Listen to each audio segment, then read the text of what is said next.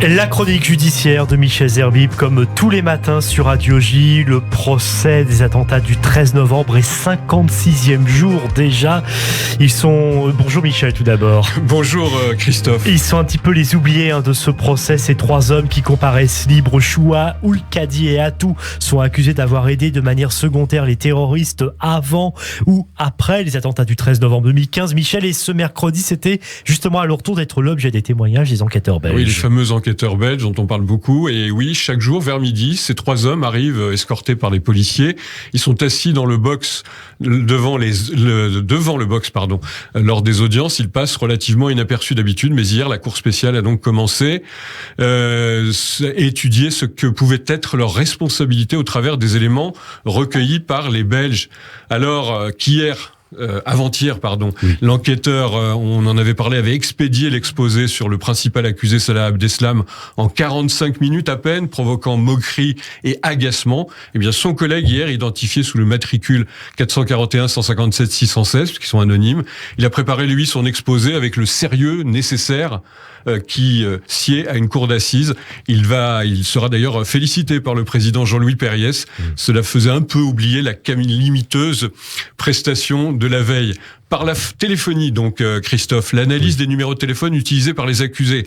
Analyse qui permet à la fois le bornage, c'est-à-dire la localisation approximative en fonction de la borne téléphonique activée lors des appels, et l'établissement des liens entre les différents protagonistes du dossier. C'est surtout les liens entre Choua, Abdellah Choua, l'accusé du jour, et Mohamed Abrini, c'était le fameux homme au chapeau sur les vidéos qu'il s'agit. D'ailleurs, pour l'occasion, Mohamed Abrini est de retour dans le box après 7 journées d'audience passées dans les sous-sols du palais pour protester contre la non-présence physique des policiers belges. Alors, de la téléphonie de Mohamed Abrini et Abdellah Choua, on découvre qu'ils sont régulièrement en contact, y compris lorsque Abrini se rend en Syrie. Et c'est en tout cas ce qui intéresse particulièrement l'enquêteur et qu'il tente donc de démontrer. Mohamed Abrini multiplie les contacts alors qu'il est en Turquie puis en Syrie.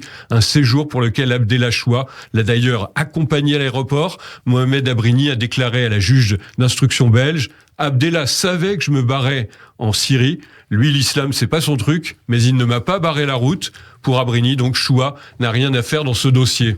L'autre accusé du jour, Michel, c'est Ali Oulkadi, qui savait beaucoup et qui n'a rien dit. Oui, à ses côtés, sur les strapontins, donc des trois accusés qui comparaissent libres à cette audience, Ali Oulkadi, qui ne connaissait Mohamed Abrini que du voisinage de Molenbeek, selon le second témoin policier du jour, l'enquêteur. En revanche, Ali Oulkadi est très proche de Brahim Abdeslam, le frère aîné de Salah Abdeslam, kamikaze du comptoir Voltaire. Son meilleur ami, selon lui, Brahim Abdeslam, dont la radicalisation ne pouvait être ignorée par Oulkadi. Selon lui, c'est Salah Abdeslam qui a entraîné son frère Brahim, Ali Oulkadi, dont l'enquêteur tient cependant à dire qu'au moment des faits, de l'enquête, il apparaît dans notre enquête, il n'est pas connu des dossiers terroristes, mais Oulkadi savait, précise le policier belge, il savait que Brahim Abdeslam avait des contacts avec Abaoud, donc le commanditaire des attentats, qui était en Syrie et qui préparait ces meurtres du 13 novembre 2015. Ces contacts se déroulent par Skype, dans le sous-sol du café Les Béguines, dont les frères Brahim Abdeslam et Salah sont les gérants. C'est d'ailleurs dans ce même établissement qu'Ali Oulkadi a rencontré Brahim Abdeslam 2 ans plus tôt, une sorte de café conspiratif. Oui, exactement. Et l'avocat général qui va rappeler l'importance de la non-dénonciation de crimes. Oui, Christophe, c'est l'avocat Nicolas Lebris, l'avocat général, qui n'entend pas dédouaner aussi rapidement Ali Oulkadi de toute relation avec l'État islamique.